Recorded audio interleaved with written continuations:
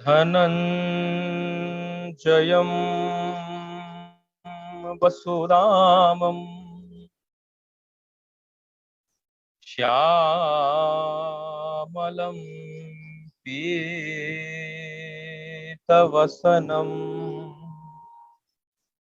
द्विभुजं वेणुहस्तं च गोपवेशं धरं भजे कस्तूरी तिलकं ललाटपटले वक्षस्थले कौस्तुभम् नासाग्रे वरमौक्तिकं करतले वेणुः करे कंकणम् सर्वांगे हरिचंदनं सुललितं कंठे च मुक्तावली गोपस्त्री परिवेष्टितो विजयते गोपाल चूड़ामणि। हरि ओम तत्सत्। সর্বপ্রথমেই সনাতন সেবাশ্রম ফাউন্ডেশনকে ধন্যবাদ, সাধুবাদ, অভিনন্দন এবং অভিবন্দন। সনাতন ধর্মকে সম্মুখে রেখে যখন আমাদের আলোচনা পর্যালোচনা, তখন ভূমিকাংশে সনাতন ধর্ম সম্বন্ধে কিছু বলা প্রাসঙ্গিক। আপনারা প্রত্যেকেই জানেন সনাতন শব্দের অর্থ যা অনন্ত অতীতেও ছিল, বর্তমানে আছে এবং অনন্ত ভবিষ্যতে থাকবে, অর্থাৎ এক কথাতে চিরকালীন, শাশ্বত। ধর্ম বলতে স্বরূপগত স্বভাব। ধর্মের ইংরেজি অনুবাদ কিন্তু রিলিজিয়ান নয়। তার কারণ আমরা যদি বাংলায় বলি আগুনের ধর্ম দহন করা বা পুড়িয়ে ফেলা, এখন এটা ইংরেজি ভাষাতে বলতে গেলে আমরা কি বলবো? Religion of fire is to burn. এটা কি সঠিক হলো? না, সঠিক হলো না। এক কথায় ধর্ম শব্দটি ইংরেজি ভাষাতে অনুবাদযোগ্য নয়। অগ্নির ধর্ম দহন করা, দগ্ধ করা, দগ্ধীভূত করা, অর্থাৎ বোঝা যাচ্ছে দগ্ধ করাই অগ্নির স্বভাব। ইংরেজিতে যেটাকে বলা হয় এসেনশিয়াল প্রপার্টি, অর্থাৎ যেটা না থাকলে সেটার অস্তিত্বই থাকে না, মোটামুটি ভাবে সেটাই ধর্ম। তাহলে সনাতন মানে চিরকালীন বা শাশ্বত, আর ধর্ম মানে স্বরূপগত স্বভাব।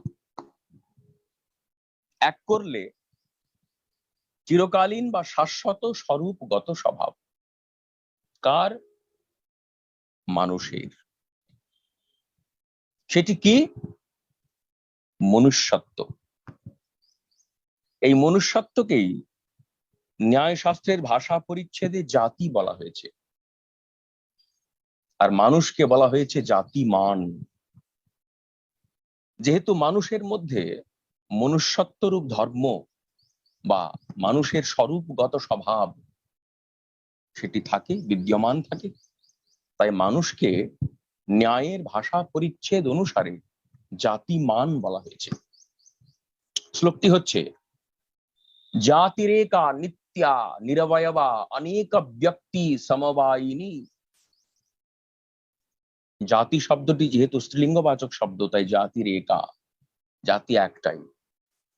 দেখুন, আপনারা সকলেই শ্রীমদ্ ভগবত গীতা পড়েছেন, একটু আগেই শ্রীমদ্ ভগবত গীতা পাঠ হলো, বড় ভালো লাগলো, বড় মনোজ্ঞ সুন্দর। গীতার মধ্যে ভগবান কৃষ্ণ বলেছেন, চাতুর্বর্ণ্যং ময়া সৃষ্টং গুণকর্ম বিভাগশঃ। ব্রাহ্মণ, ক্ষত্রিয়, বৈশ্য, শূদ্র, ওটা বর্ণ, এবং যা গুণ এবং কর্মের ভিত্তিভূমিতে সুপ্রতিষ্ঠিত। এটা কিন্তু জাতি। ন্যায়ের ভাষা পরিচ্ছেদ বলছেন জাতির একা, জাতি একটাই, জাতির একা নিত্যা, সেটি নিত্য। সেই জাতিটি অতীতেও ছিল, বর্তমানেও আছে এবং ভবিষ্যতেও থাকবে। জাতির একা নিত্যা নিরবয়বা, তার কোনো অবয়ব নাই,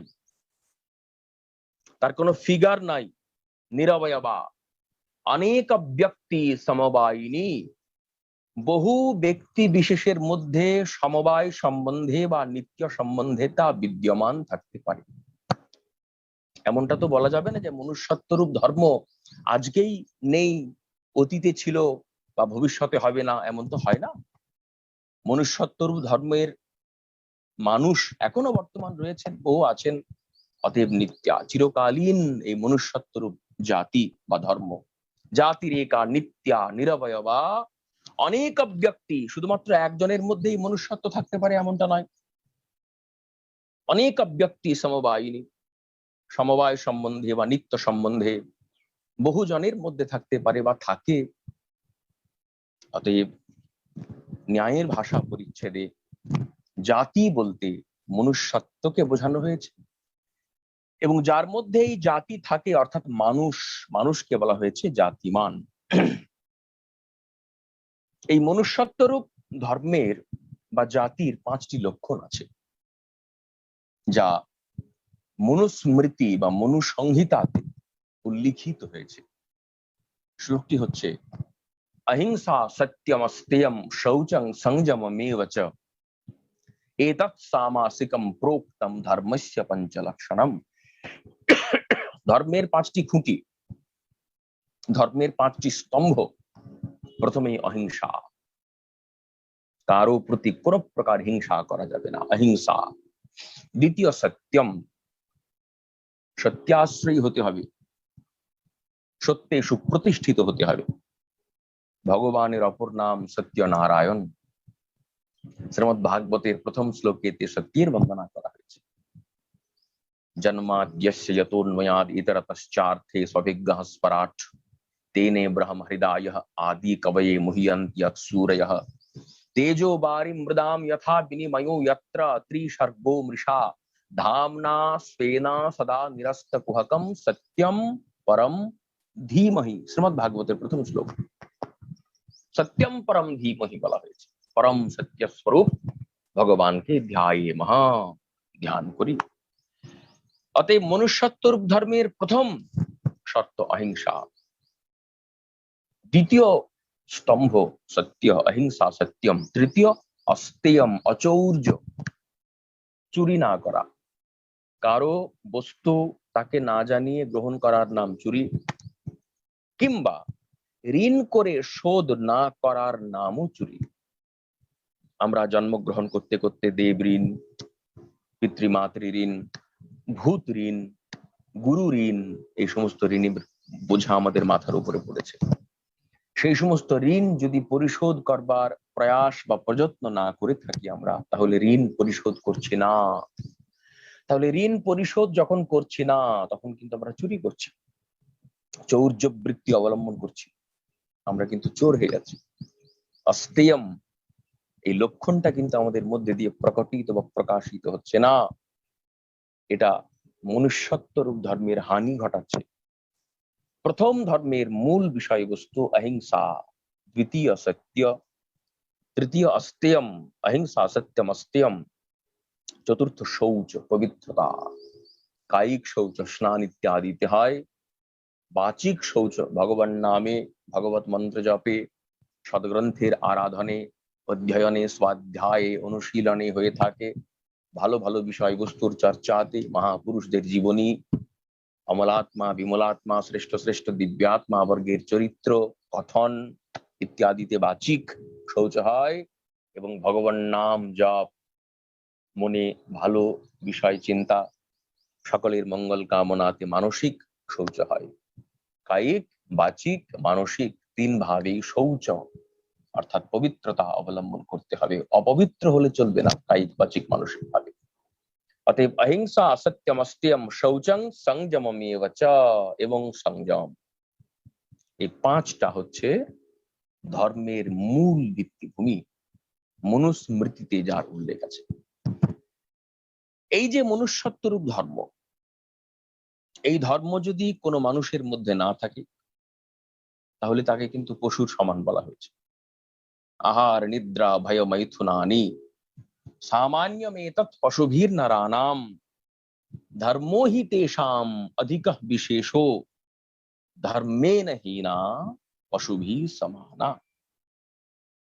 যার জীবনে ধর্ম নাই, আহার, নিদ্রা, ভয়, মৈথুন তো একটা পশুও করে, একটা শুকরও তো আহার করে।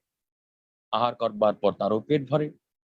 আমি, আপনি, আমরাও আহার করি, ডাল, ভাত, রুটি, মুড়ি ইত্যাদি যার যা খাবার খাদ্যদ্রব্য হিসেবে গ্রহণ করি, আমাদেরও পেট ভরে। তাহলে শুকরের পেট ভরার যে ফিলিংস, আমাদের পেট ভরার ফিলিংস একই, তফাৎ কোথায়? নিদ্রা। একটা শুকরও ঘুমিয়ে পড়ে আহার অন্বেষণ করবার পরে, একটা মানুষও যখন ক্লান্ত হয় নিদ্রা মগ্ন হয়, নিদ্রা সুখ আস্বাদন করে, একই অনুভব, একই ফিলিংস। আহার, নিদ্রা, ভয়, পশুও ভয় পায়, মানুষও ভয় পায়। মৈথুন পশুও করে, মানুষও করে। অতএব আহার, নিদ্রা, ভয়, মৈথুনের নিরিখে বিচার করতে গেলে পশুতে মানুষে কোনো কিন্তু তফাৎ নাই। অনুভবের দিক থেকে কি তফাৎ আছে? ধর্মহি তেষাম অধিকম বিশেষ, ধর্মই বিশেষ, এবং ধর্মই একটা মানুষ থেকে পশুকে পৃথক করতে পারে। ওই ধর্মই অহিংসা, সত্যম, অস্তেয়ম, শৌচং, সংযমমেব চ এতৎ সামাসিকম প্रोक्तम ধর্মস্য পঞ্চলক্ষণম। এটা ব্যবহারিক ধর্ম, এটা আপেক্ষিক ধর্ম। আমাদের শাস্ত্র বা মহাজন ধর্মকে দুটো শ্রেণীতে ভাগ করেছেন। প্রথম আপেক্ষিক ধর্ম, এবং দ্বিতীয় আত্যন্তিক ধর্ম। প্রাথমিক ধর্ম পর্যায়ে আলোচনা করতে গেলে, আপেক্ষিক ধর্ম বা ব্যবহারিক ধর্ম সম্বন্ধে আলোচনা করতে গেলে, মনুষ্যত্বরূপ ধর্মটিকেই সার্বজনীন বা সার্বিক, সার্বভৌমিক মনুষ্যত্বের ক্ষেত্রে ধর্ম বলা যায় বা বলা চলে, বা মহাজনগণ বলেছেন।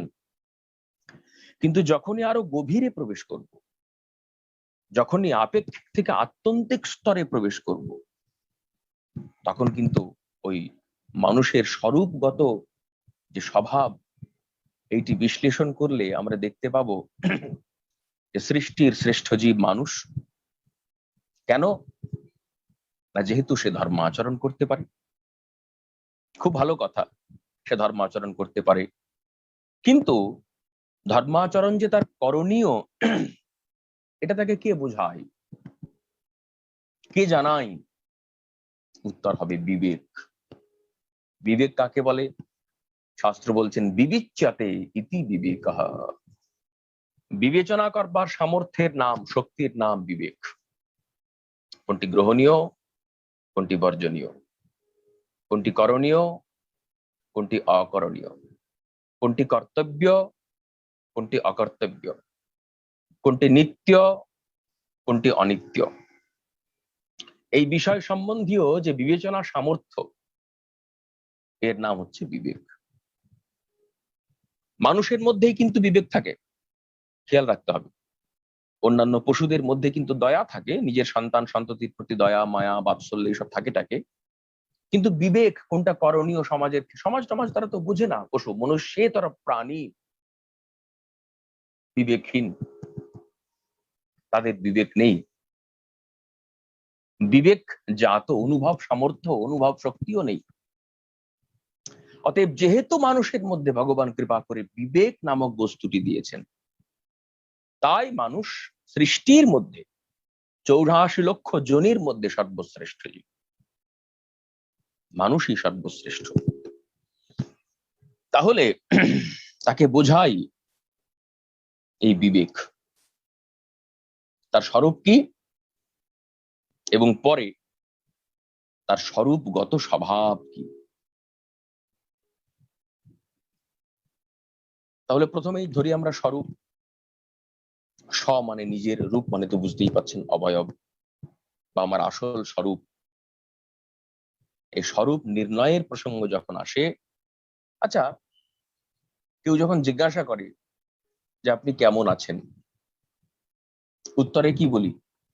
হয়তো যদি শরীর খারাপ থাকে, অসুস্থ থাকি, আমার শরীর ভালো নেই, তাহলে আমাদের বক্তব্যের মধ্যেই কিন্তু প্রকাশিত হচ্ছে আমার শরীর ভালো নয়। তার মানে আমি আর শরীর দুটো কিন্তু এক নয়, দুটো পৃথক বস্তু, দুটো পৃথক সত্তা। অনুসন্ধান চলে আমি কি, আমি কোথায় আছি। এটা তো আমার দেহ, এই দুটো তো আমার হাত, এই দুটো পা, হৃদয়,